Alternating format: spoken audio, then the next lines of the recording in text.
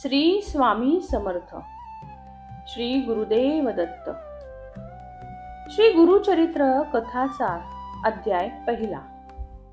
श्री गुरुचरित्र हा महाप्रसादी एक सिद्ध मंत्ररूप ग्रंथ आहे. भक्ती मार्गातील शास्त्रोक्त दोष नाहीसा करून लोकांना हा ग्रंथ स्वकर्माच्या ठिकाणी अभियुक्त करतो. भक्तिप्रवण करण्यास्तव व लोकांच्या मनात त्याग व निर्भयता निर्माण करण्याकरिताच श्री गुरुचरित्राचा अवतार आहे. हा ग्रंथ त्वरित फलदायक आहे. अंतःकरण असता पवित्र सदाकाळ वाचावे श्री गुरुचरित्र. भक्तिभावे निष्काम पठन करणाऱ्या भाविकांना हा आदेश आहे. श्री गुरुचरित्राचे स्वरूप सिद्ध मुनी व नामकर्णी यांच्यातील संवादात्मक आहे. श्री गुरुचरित्रात एकूण 7300 ओव्या आहेत.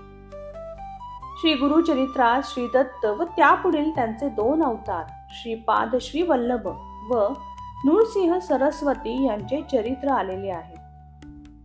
श्री गुरुचरित्रात वेदांत शास्त्र, आचार धर्म, नीतिनियम इत्यादी अनेक विषयांचे वर्णन केले आहे.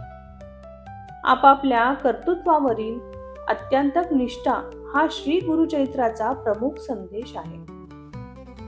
सद्गुरु श्री दत्तात्रेय, श्रीपाद श्री वल्लभ व श्री नृसिंह सरस्वती, लेखक श्री सरस्वती गंगाधर यांना भक्तिभावे वंदन करतो. श्री नृसिंह सरस्वतीचे 4 श्रेष्ठ भक्त सायनदेव, नंदीनामा, नरहरी व सिद्धमुनी यांच्या स्मृतींनाही वंदन करतो आणि श्री गुरुचरित्र कथासार लिहिण्यास श्रद्धा व भक्तिभावपूर्वक प्रारंभ करतो. श्री गुरूंचा अवतार शालिवाहनाच्या 14व्या शतकात झाला. श्री गुरु शिष्य सायनदेव यांचा नातू देवराय यांच्या नातवाने हे श्री गुरुचरित्र शके 1480च्या सुमाराला लिहिलेले असावे अशी समजूत आहे. श्री गुरुचरित्राच्या पहिल्याच अध्यायात लेखक श्री सरस्वती यांनी स्वतःचा परिचय करून दिला आहे. वडिलांचे नाव गंगाधर पंत व आईचे नाव चंपा, आडनाव साखरे, गोत्र अपस्तंभ. श्री सरस्वती यांनी आपल्या पूर्वजांना वंदन करून श्री गुरूंचे पट्ट शिष्य सायनदेव हे आपले ज्ञात मूळ पुरुष असल्याचे सांगून आपला वंशक्रम दिला आहे. सायनदेवानंतर नवनाथ, देवराय, गंगाधर असा वंशक्रम. श्री सरस्वती हे सायनदेवांपासूनचे 5वे पुरुष. श्री सरस्वती गंगाधर यांनी हे मराठी गुरुचरित्र श्री गुरुदेवांच्या आज्ञेने लिहिलेले आहे. श्री सरस्वती गंगाधर श्री गुरुचरित्राच्या पहिल्याच अध्यायात श्रोत्यांची विनवणी विनयशीलतेने सुंदर शब्दात करतात. श्रोते व पंडित वाचकांनो, मी एक सामान्य मनुष्य. माझ्या बोलण्याकडे आपण दुर्लक्ष कराल, पण तसे करू नका. माशीच्या तोंडातून गोळा झालेल्या मधाचे महत्व आपण मान्य करताना मोती साध्या शिंपल्यात सापडते म्हणून त्याची किंमत कमी होते का? ऊस बाहेरून वेडावाकडा व काळाही असतो, तरी तो पिळल्यावर निघणारा रस हा अमृतासारखा मधुरच असतो ना. त्याचप्रमाणे मी सामान्य माणूस असलो, माझे शब्द प्रभावी नसले तरी मी वर्णन करीत असलेले हे श्री गुरुचरित्र उज्ज्वल आहे. माझ्या दोषांकडे डोळे झाक करा आणि हे अमृत प्राशन करा. कथा नामकर्णीची. श्री गुरु नृसिंह सरस्वतीचे गाणगापुरात वास्तव्य होते. त्यांच्या दर्शनाला दूरदूरचे लोक मोठ्या प्रेमाने येत होते. त्यांच्या दर्शनाने त्यांचे मनोरथ पूर्ण होत असे, इच्छित लाभत असे, सर्व सुखे प्राप्त होत असे. अरिष्ट निरसन, द्रव्य संकट परिहार्य या हेतूने लोक श्री गुरूंकडे जात असत.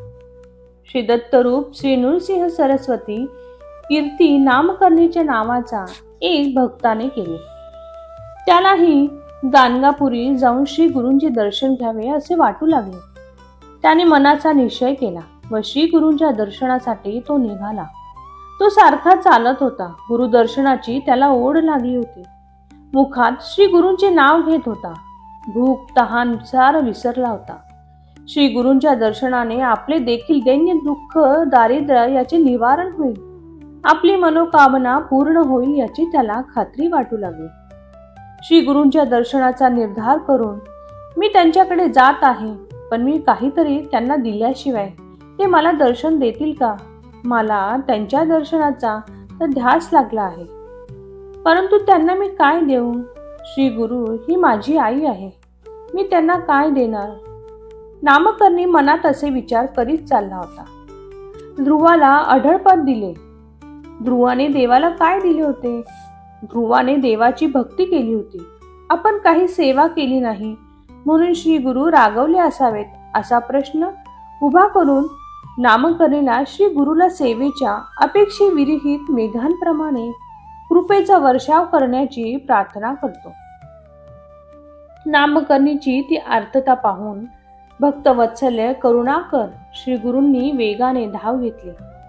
वासराला पाजायला जाणारी गाय ज्या त्वरेने जाते, तसेच भक्ताच्या मनाचे समाधान करण्याकरिता प्रत्यक्ष श्री गुरु गाणगापूरहून येऊन अर्ध्या वाटेतच नामकर्णीला मनाने भेटले.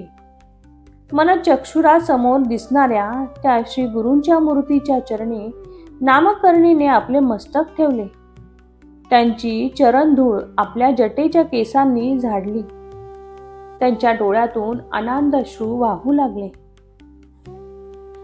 श्री गुरूंच्या मानस भेटीचा आनंद अनुभवित श्री गुरूंचे नामस्मरण करीत नामकर्णी गाणगापूरला जाणाऱ्या मार्गाची वाटचाल करीत होता. चालून चालून तो थकला होता व एका विशाल वृक्षाखाली जाऊन बसला. त्याला झोप लागली. त्या झोपेतही तो श्री गुरूंचे चिंतन करीत होता. त्याला स्वप्नात श्री गुरूंचे पुन्हा दर्शन झाले. त्या अवस्थेत नामकर्णीला श्री गुरूंचे जे स्वरूप दिसले ते असे. त्या जटाधारी साधूने अंगाला भस्म लावलेले आहे. वाघाचे कातडे पांघरलेले आहेत. पितांबर नेसला आहे. नामकर्णीने नमस्कार केला. जटाधारी साधूने त्याला भस्म लावले. नामकर्णीला जाग आली. तो उठला व सर्वत्र पाहू लागला. तसा जटाधारी पुरुष त्याला आजूबाजूला कुठेच दिसला नाही. श्री गुरुच्या त्याच मूर्तीचे ध्यान करीत नामकर्णी पुढे चालू लागला. काही अंतर पुढे चालून गेल्यावर स्वप्नात त्याने जो योगी पाहिला होता तसाच एक योगी त्याला समोरून येताना दिसला. तो लगबगीने त्या योगी राजाकडे गेला. त्याला वंदन केले आणि विचारले, महाराज, आपण कोण? आपणाविषयी ऐकायला माझे मन उत्सुक झाले आहे. यावर तो योगीराज म्हणाले, अमरजा, संगमाजवळ गाणगापूर नावाचे परम पवित्र तीर्थस्थान आहे. तिथे प्रत्यक्ष त्रिमूर्ती श्री दत्तात्रयांचा अवतार असलेले श्री नृसिंह सरस्वती राहतात. ते आमचे गुरु आहे. यती महाराज, मी सुद्धा त्याच श्री गुरूंचे सदैव ध्यान करीत असतो. त्यांच्या दर्शनाच्या निर्धाराने मी चाललो आहे. त्यांचे दर्शन घेण्याची माझी उत्कट इच्छा आहे, तळमळ आहे, परंतु ते मला शक्य होईल असं वाटत नाही. बाळ, ज्याच्यावर गुरुकृपा झाली त्याला दैन्य, दारिद्र्य, दुःख हे बाधत नाही. त्याच्या वंशात सर्व देव राहतात. त्या सद्गुरूची तू मानसिक पूजा, ध्यान, स्मरण करूनही तू असे दिनवाणेपणाने कसे सांगतोस? मला वाटतं तुझ्या मनाचा तितका दृढ निश्चय अजून झाला नसावा. श्री विष्णू किंवा शिवशंकर हे देखील एखाद्या वेळी भक्तावर रागवले तर श्री गुरु त्यांचे रक्षण करू शकतील, परंतु श्री गुरु एखाद्यावर रागवले तर मात्र ब्रह्मा, विष्णू, महेश किंवा दुसरा कोणताही देव अथवा दैवत त्याला कधीच वाचवू शकणार नाही. यतिराज, आपण गुरुविषयी एवढे सांगता, याला काही शास्त्राचा आधार आहे का? मला या संबंधी समजावून सांगाल तर माझे मन दृढ होईल. मी हे विश्वासाने सांगतो. चांगला प्रश्न विचारलास बाळ. त्याविषयी मी तुला सविस्तर सांगतो. ब्रह्मदेवाच्या मुखातून 4 वेदांची निर्मिती झाली. श्री विष्णू द्वापार युगाच्या अखेरीस व्यासमुनींचे रूप घेतले. व्यासमुनींपासून सर्व ऋषींना वेदवाक्याचा विस्तार ऐकला. यतिराज, मलाही ते ऐकायचं आहे, नामकर्णींनी सांगितले. ऐक. प्रलय काळी आदिमूर्ती नारायण वटपत्रावर निजले होते. त्यांच्यापासून चेतना बुद्धी उत्पन्न झाली. आदिपुरुषाला सृष्टी रचना करण्याकरता जाग आली. त्यांच्या बेंबीतून एक कमळ निर्माण झाले. ब्रह्मदेव त्याच कमळातून उदय पावले. त्याने 4 दिशांना नजर टाकली. तेव्हा त्या त्या दिशेला त्याला एक एक मुख आले. ब्रह्मदेवांची अशा रीतीने 4 मुखे झाली.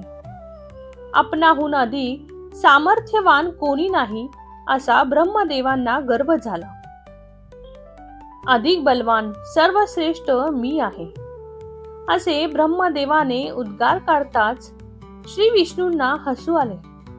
श्री विष्णूंनी ब्रह्मदेवाला आपला परिचय करून दिला आणि सृष्टी रचना करण्याची आज्ञा केली. सृष्टी रचना कशी करावी हे ब्रह्मदेवाला माहित होते का? नामकर्णींनी प्रश्न केला. ब्रह्मदेवाला ते माहित नव्हते. त्यावेळी श्री विष्णूंनी ब्रह्मदेवाला वेद ग्रंथ दिले आणि वेद ग्रंथाच्या आधाराने सृष्टी निर्माण करण्यास सुचविले.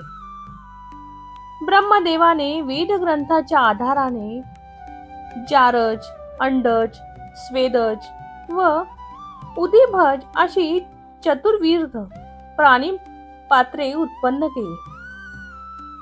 नंतर त्याने 3ही जगांची रचना या सृष्टी रचनेची माहिती पुढे व्यासमुनींनी 18 पुराणात विस्ताराने सांगितलेली आहे. कृतयुग, त्रेतायुग, द्वापारयुग आणि कलियुग अशी 4 युगे ब्रह्मदेवाने पृथ्वीवर पाठविली. जानवे हा कृतयुगाचा अलंकार होता. त्यांचे हात रुद्राक्षांच्या माळांनी भूषित होते. पूर्ण वैराग्य त्यांच्या अंगी बांधलेले होते.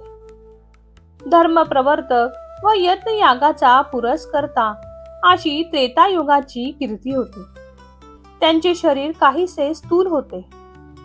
कृतयुग व त्रेतायुग या दोघांहून द्वापारयुग वेगळे होते.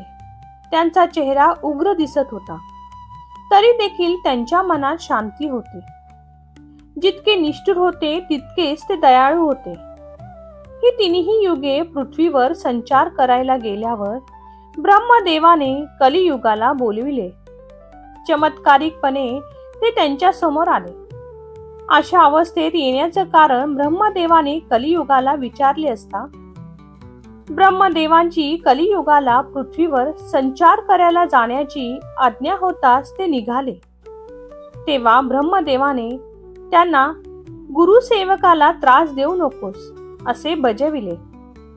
गुरुची सेवा केली असता अपूर्व सिद्धी प्राप्त होतात असे ब्रह्मदेवाने सांगितले. कलियुगाने ब्रह्मदेवाला उदाहरण म्हणून एखादी गोष्ट सांगण्याची विनंती केली. तेव्हा ब्रह्मदेव कलियुगाला संदीपकाची गोष्ट सांगू लागले. याची पुढील कथा आपण ऐकणार आहोत अध्याय 2 मध्ये. श्रद्धा ठेवली तर जीवनाला योग्य दिशा मिळते. श्री गुरुचरित्र कथासार अध्याय 1 समाप्त. श्री स्वामी समर्थ. श्री गुरुदेव दत्त.